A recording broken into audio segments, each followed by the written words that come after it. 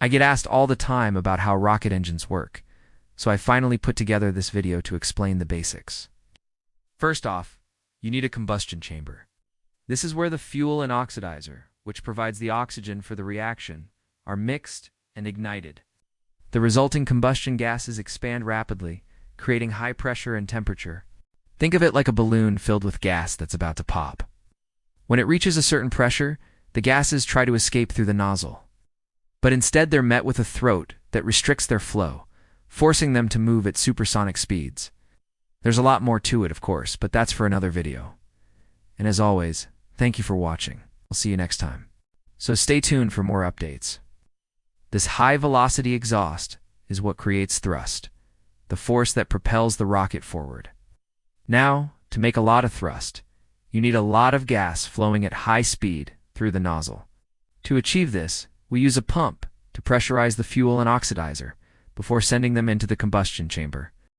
If we want to stop the rocket, we just cut off the flow and let the remaining gas in the combustion chamber and exhaust flow out, slowing the rocket down. First, the actual design of the combustion chamber and nozzle is really complicated. It needs to be carefully designed to optimize the flow and pressure of the exhaust gases. Second, the turbine and pump need to be incredibly efficient to minimize energy loss. And third, all of this needs to happen reliably and safely, which is why rocket scientists and engineers spend years designing and testing rocket engines. Once the gas has expanded enough to fill the entire exhaust pipe, the pressure behind the exhaust pushes against it, stopping the flow and bringing the rocket to a halt. The pump is driven by a turbine, which is spun by the hot, expanding gases from the combustion chamber. It's like a bicycle with a really long chain. The longer the chain, or in this case, the more gas you have, the faster the bike moves, or in this case, the faster the exhaust flows.